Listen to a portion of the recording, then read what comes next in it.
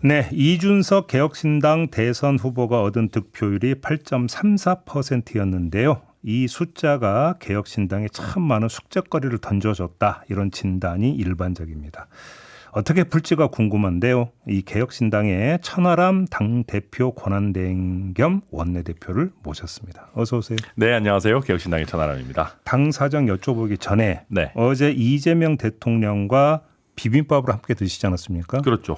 맛있었습니까? 네, 그 우원식 국회의장께서 만드신 자리였고요. 또 우원식 의장께서 통합과 화합의 의미로 팔도에서 이제 온 특산물로 굉장히 맛있는 비빔밥을 식사를 주셨고요. 네. 개인적으로는 맛은 괜찮았는데 양이 너무 적더라고요. 이것도 아무리 그래도 대통령하고 같이 밥을 식사를 하는데 그 대통령님하고 같이 먹는데 뭐 더 주세요 이럴 수는 없고 그래가지고 꽃배기 달라고 지금. 그러게요. 이게 뭐 조금 아쉽긴 했습니다.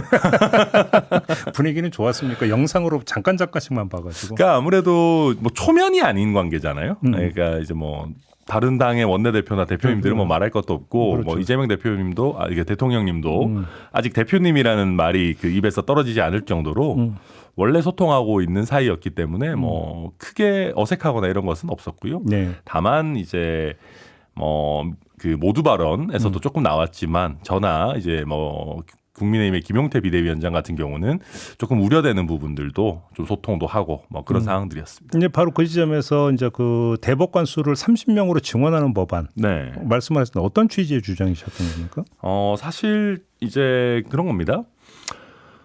대법원에 있는 대법관 수를 어떻게 늘릴지에 대한 부분은 대법원의 컨셉과 그리고 전원 합의체 운영 방안 이런 것들과 다 연결이 되는 형태입니다. 그리고 사실 우리가 앞으로 개헌도 계속해서 논의가 본격적으로 될 텐데 헌법재판소와 대법원의 관계 같은 부분들과도 대법관 수는 사실은 일정 부분 관련이 있습니다. 그러니까 우리나라 대법원은 약간 좀 특이하죠. 유럽형과 미국형을 약간 절충해 둔 형태라고 현재로서는 많이들 여겨지는데 네, 그러다 보니까 우리나라 대법원은 실제로 1심, 2심의 결론이 일치하는 부분들은 대부분 대법원에서 특별히 중요한 사건이 아니라면 잘 다루지 않습니다. 심리불속행 제도를 적극적으로 이용하고 있고 대법관의 숫자를 줄여서 미국형처럼 큰 사건에서 전원 합의체가 가동되도록 하고 있으면서 동시에 유럽처럼 많은 사건을 그래도 일정 부분을 처리하기 위해서 대법관이 아닌 재판연구관들을 법원에 많이 두고 있는 그런 형태로 운영하고 있거든요. 네.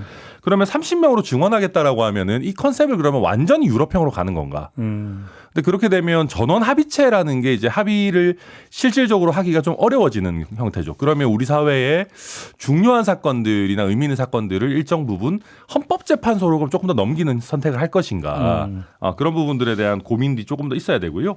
이게 무슨 흥정하듯이 더불어민주당에서 처음에 지난 이재명 대통령에 대한 전원 합의체 결정이 나오고 나서 100명 얘기했다가 야, 100명은 너무 많은 거 아니야? 하다가 일단 30명 정도로 하자.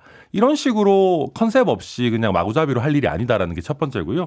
또 한 가지는 이게 30명으로 늘리는데 증원하는 16명을 전부 다 이재명 정부에서 어쨌든 임명을 할 수 있도록 해놓고 있습니다. 그러니까 1년에 법안마다 뭐 네. 1년에 얼명, 뭐 몇 명, 2년에 몇 명 이런 식인데 이런 부분들은 뭐 제가 봤을 때는 아무리 그래도 지금 현재의 대법관 숫자보다 더 많은 숫자를 한 정부에서 다 채우겠다? 뭐 그러고 나선 나중에 그러면 다음 정부에서 하면 되는 거 아니냐? 그러기에는 저는 이건 좀 전반적으로 계획 자체가 좀 무리한 거 아니냐? 그래서 이재명 대통령께서도 예전에 선거 치를 때 물론 딱 이 이슈는 아닙니다. 뭐 비법관의 이제 뭐 비법조인을 대법관으로 비법조인의 이제 뭐 대법관 임명과 조금 더 연결되는 문제이긴 합니다만은. 사법부에 대한 부분들은 조금 신중한 태도를 보이셨기 때문에 저는 어제 뭐 임기 첫날부터 바로 법사위 소위에서 법원조직법 통과시키고 이거는 대통령께서 내신 메시지와 좀 너무 엇박자 불협화음 아닌가 그런 생각을 했습니다. 일단 뭐 요거는 좀 오늘 뭐 주된 주제는 아니고 네. 앞으로도 아마 좀 논의될 기회는 좀 충분히 있을 것 같으니까 일단 의견만 입장만 좀 듣는 걸로 가름하고요. 하나만 더. 지금 이제 인사 발표가 이제 그 어제를 계시로 해서 이제 쭉 나오는데 의원 출신, 정치인 출신들이 지금 다수 기용이 되고 있습니다. 맞습니다. 자, 이렇게 된다면 그 야당과의 소통도 좀 이전 정부, 윤석열 정부도 훨씬 더 그 부드러워지고 원활해질 수 있지 않을까 기대도 가질 수 있을 것 같은데 어떻게 보십니까? 뭐 저는 첫 번째 인사니까 뭐 너무 박하게 평가하고 싶지는 않은데요. 네. 그냥 솔직히 말씀드리면 좀 기대보다는 못 미치는 인사들인 것 같아요. 어떤 점에서? 그러니까 특히 국무총리 같은 경우에 대통령께서 어제 굉장히 많은 통합을 이야기하셨고 이번 선거 기간 동안에도 뭐 중도 보수 얘기는 말할 것도 없고 보수 인사들을 다수 캠프에 합류시키면서 우리가 빅텐트다 뭐 이런 얘기들을 많이 하셨는데 그렇다면 조금 더 통합형의 인사를 할 수도 있지 않았을까. 사실 제가 제일 걱정이라고 해야 될까요? 기대 겸 우려를 했던 거는 뭐 예를 들면 홍준표 전 시장 카드 같은 거. 총리 카드에 말씀하시는 총리 카드에. 예. 그러니까 그런 얘기들이 여의도에 없지 않았습니다. 아니면 뭐 이창용 하는 총재 같은 경우도 물론 지금 하는 임기가 남아 있긴 하지만 뭐 조금 이제 주류 경제학에 충실한 뭐 국정 운영, 뭐 경제 사령탑 이런 면에서 좀 당파성을 넘어서는 그런 인물들이 좀 얘기가 됐었는데 어제 발표된 카드는 김민석 이제 수석 최고위원이죠. 사실은 최근에 선거 치를 때도 그렇고 그 이전부터도 민주당의 최전방 공격수 역할을 하셨던 분입니다. 그럼 이분들이 야당의 관점에서 봤을 때 과연 통합형 뭐 인선이라고 할 수 있겠는가? 그리고 뭐 그렇잖아요. 예를 들면 이게 통합형이냐 아니냐를 판단하려면 딱 한 가지만 보면 됩니다. 우리 당, 그러니까 자기네 당이 소수당이라도 이 사람을 냈을까? 만약에 저는 뭐 더불어민주당이 지금 다수당이 아닌 상황이라면 김민석 카드는 사실 꺼내기는 쉽지는 않았을 것이다. 왜냐하면 당장 저희 개혁신당과도 선거 과정에서도 계속 이제 좀 부딪혔던 인물이기 때문에 총리 인준 문제 때문에 그 말씀하시는 거죠. 그렇죠. 근데 이제 뭐 지금 더불어민주당 같은 경우는 인준에 충분한 숫자를 갖고 있다. 뭐 그런 상황이기 때문에 뭐 아마 어떤 그런 통합이나 화합 뭐 포용 이런 것보다는 좀 신속성 그리고 본인과 어쨌든 빨리 합을 맞출 수 있는 인사 이런 형태로 선택하신 거 아닌가. 그럼 아이간 우리 그 대표의 견해로는 최소한 총리 자리는 좀 통합형 인사로 갔었어야 되는 거 아니냐 이 말씀이시네요. 그랬으면 좀 더 좋았을 거다 생각합니다. 알겠습니다. 네. 당 이야기 좀 넘어가야 될 건데 일단 그 득표율 2자릿수에 미달됐습니다. 네. 많이 아쉽습니까? 너무 아쉽죠, 사실은. 그래요? 네, 아쉽고요. 예. 다만 저는 이제 늘 또 약간 낙관적인 면도 있기 때문에 두 자릿수를 넘겼으면 저도 그렇고 이준석 후보도 그렇고 조금 건방져지지 않았을까, 교만해지지 않았을까 하는 생각도 합니다. 오히려 저희가 사실은 10%를 아쉽게 미달했기 때문에 어떤 의미에서는 저희의 어떤 확장성에 대한 과제들 그리고 또 앞으로 더 잘해야겠다라고 하는 어떤 반성들도 있는 숫자라고 생각을 하고요. 그럼에도 저희가 한 2달 정도 한 시간을 과거로 돌려서 만약에 뭐 이제 올해 초에 천하람한테 뭐 두 달 더 되구나. 아무튼 뭐 한 2-3달 정도 이제 시간 돌려서 그때 저한테 이번에 대선에서 한 8% 넘게 득표할 거야 그랬으면 저로서는 그렇게만 되면 좋겠다라고 했을 것 같아요. 왜냐하면 당시에 저희 당이 뭐 지지율이 보통 뭐 2%대, 뭐 잘 나오면 3%, 그리고 이준석 후보가 갤럽에 이제 뭐 정치 지도자 여론조사에서 1% 나오기도 하다가 어떨 때는 빠지기도 하고 약간 좀 쉽지 않은 그런 상황들이었거든요. 근데 그런 상황 속에서 저희가 이번 대선을 치르면서 어쨌든 지난 총선에 받았던 한 약 100만 표에 비해서 거의 3배 가까이 늘어났고 또 당원 숫자도 2배 이상, 뭐 2배 거의 뭐 2배 이상 늘어났고 이런 여러 가지 어쨌든 당세 확장이 있었기 때문에 저희로서는 조금 아쉽지만 그래도 나름대로 의미 있게 성장하면서 치러낸 대선이었다 이렇게 평가합니다.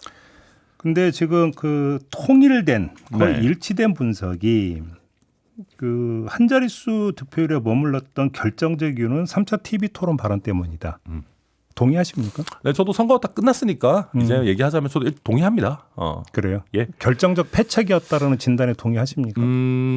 뭐 결정적 패착인지까지는 잘 모르겠습니다. 왜냐하면 저희도 이제 매일 데일리로 여론조사를 돌리는데 사실 그 3차 TV 토론 발언이 있고 이제 여론조사 수치가 빠졌다가 그 다음에 이 발언이 이준석 후보가 상상해내서 만들어낸 게 아니라 어쨌든 원본 발언이 있고 그것이 이재명 후보 아들의 발언을 순화한 거다라는 게 좀 알려지면서 일정 부분 회복됐습니다. 사실 회복되는 추세에 있었고 다만 이제 그 추세가 제한적이었던 것은 마지막에 사표 방지 심리도 좀 작동했기 때문에 100% 회복은 되지 않았다. 그리고 다만 자꾸 다만이 많네요. 이게 뭐 아쉬운 수치라서 그런 것 같습니다. 그래서 이제 저희 입장에서 좀 뼈 아프게 보는 거는 마지막에 확장될 수 있는 부분들도 있었을 거라고 생각합니다. 네. 그런데 이렇게 이제 3차 TV 토론에서 굉장히 강한 발언이 나왔고 거기에 대해서 뭐 갑론을박이 있지만 어쨌든 국민들께서는 굉장히 안 좋게 보셨던 것 같습니다. 지금 강한 발언이라는 그 표현을 쓰셨는데 네. 그러면 그 발언을 하면 안 됐다라는 그럼요. 수위 조절을 더 했었어야 된다고 생각합니다. 수위 조절을 더 했었어야 된다. 조금 더 순화해서 네. 조금 더 일반론적으로 말씀드리거나 했었어야 잠깐만요. 되지 그 않나. 이야기는 그럼 보통 이제 그 TV 토론을 준비 때 실무진들이 네. 이른바 실탄 이러이러한 얘기를 할 수 있다라는 소재를 이제 제공을 하잖아요. 네. 그럼 거기에 포함이 됐었던 겁니까 이거는? 네. TV 토론 과정에서 저희가 이제 이 내용 그리고 정확한 발언의 내용 같은 것들은 이미 다 파악이 되어 있었고요. 그럼 애당초 이거를 그 TV 토론에서 이야기하기로 실무정성까지 이미 준비는 되어 있었다. 네, 이 준비는 얘기가- 되어 있었습니다. 그 준비는- 취지가 뭐였습니까? 취지는 이번에 이준석 후보도 이야기했지만 결국은 위선과 내로남불이었어요. 그러니까 이제 문재인 정부 때도 결국 내로남불이라는 게 큰 발목을 잡았고 피해 호소인 논란 같은 것들이 나왔었는데 권영국 후보에게 질문을 했던 취지 자체도 소위 말하는 진보 진영에서 본인들 내지는 본인들 가족과 관련한 문제도 공정하고 엄정하게 다룰 수 있을 것인가. 그런데 사실 권영국 후보도 제대로 답변을 못했죠. 이재명 후보도 답변을 못했고 다 지나간 일입니다만 네. 그걸 통해서 사실 저희 TV토론팀과 이준석 후보가 국민들께 보여드리고 싶었던 것은 아직까지 민주당과 민주노동당이 어떤 이런 진영 논리 그리고 자기 사랑 감싸기를 벗어나지 못했다라는 걸 보여드리려고 했던 거였고 다만 이제 이준석 후보가 수위를 조절을 한다고는 했는데 그게 국민들 눈높이에는 여전히 맞지 않았다라고 저희 평가하고요. 수위를 어느 정도로 이거 직접적으로 언급할지까지는 세팅이 확실히 돼 있는 상황은 아니었던 것 같습니다. 네. 근데 아무튼 이 발언 이후에 이준석 의원은 혐오의 정치인으로 이미지화 됐다. 그리고 그것이 당에 상당히 큰 부담이 될 거다라는 진단이 그 뒤에 바로 따라붙었는데 여기는 동의를 하십니까? 저는 그게 그렇게까지 동의하지는 않습니다. 그러니까 그래요? 이게 이제 수위 조절의 문제였지 예컨대 이 발언이 이준석 후보의 원본 발언이거나 네. 그런 건 아니거든요. 그리고 이 발언 자체를 가지고 이제 얘기를 하는 것도 있지만 제가 아까도 말씀드렸듯이 결국 이러한 문제적 발언이 나왔을 때 이것을 각 진영이 어떻게 다루느냐의 어떤 태도 그리고 위선적인 형태에 대한 문제제기였기 때문에 네. 저는 그런 거에는 좀 동의하기는 어렵다라고 보고요. 특히 혐오의 정치인 이런 얘기라면은 저는 8% 넘는 국민들의 300만 표 가까운 득표를 하지는 못했을 것이다. 그건 좀 과도한 해석이다라는 생각을 하고요. 그러면 예를 들어서 네. 그 이준석 후보가 자신의 지역구에서도 득표 3위를 했거든요. 네. 이건 어떻게 해석을 하십니까? 이게 확실히 참 3당으로 선거 치르는 게 쉽지는 않습니다. 네. 쉽지는 않고요. 지역구에서 훨씬 더 높은 득표를 했으면 좋겠지만 지역구에서도 결국은 전체 선거의 구도 또 사표 방지 심리 같은 것들은 공통적으로 적용이 되거든요. 아마 제 예상에는 예전에 심상정 대표나 아니면 안철수 의원도 그때 현역 의원이었는지는 모르겠지만 본인이 강세인 지역구나 본인의 지역구에서도 사실 그 전체 선거 구도의 영향을 완전히 뛰어넘지는 못했던 걸로 알고 있습니다. 그런데 그래서 대표께서 계속 사표 방지 심리를 주되게 강조를 하시는데 네. 그 논리라면 네. 제3당의 위치를 어느 순간에 갑자기 확 바꾸지 않는 이상은 어느 선거에서도 거기에 갇히는 거잖아요. 지금 이번 대선 끝나자마자 개혁신당처럼 내년 지방선거 준비에 이제 들어가겠다고 선언을 했는데 네. 지방선거에서 역시 마찬가지로 그럼 사표 심리 작동할 거 아니겠습니까? 네, 작동할 겁니다. 그래요? 네, 작동할 거고요.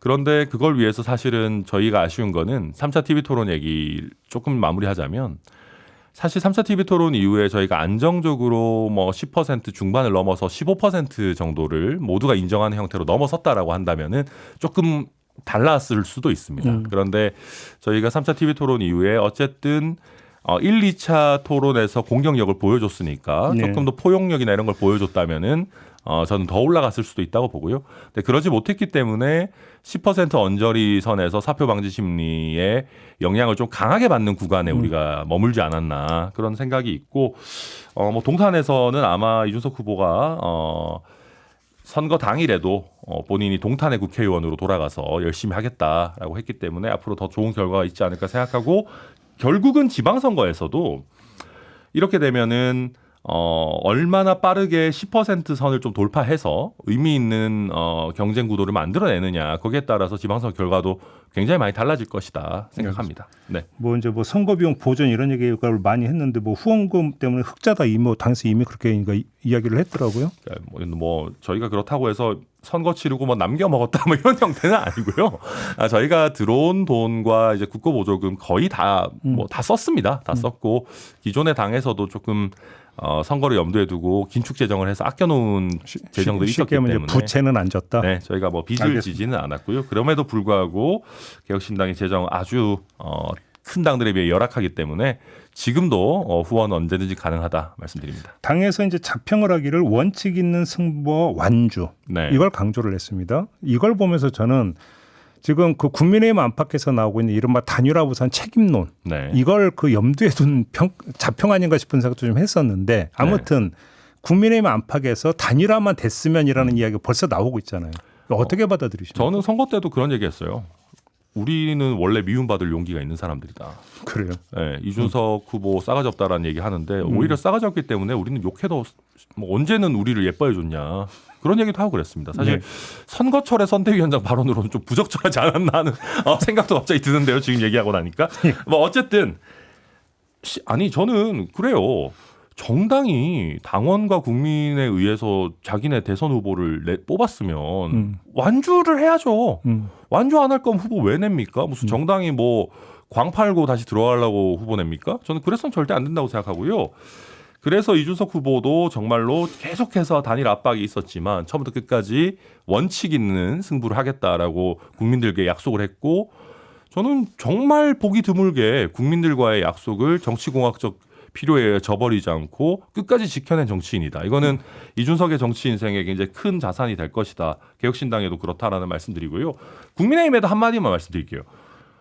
아니 김문수 후보를 후보로 내놓고 어떻게 이준석 후보랑 단일하겠다는 얘기를 합니까? 말이 되는 소리를 해야죠. 그리고 저희는 진짜 그 소름 돋는 게요. 만약에 저희가 단일화했으면은요.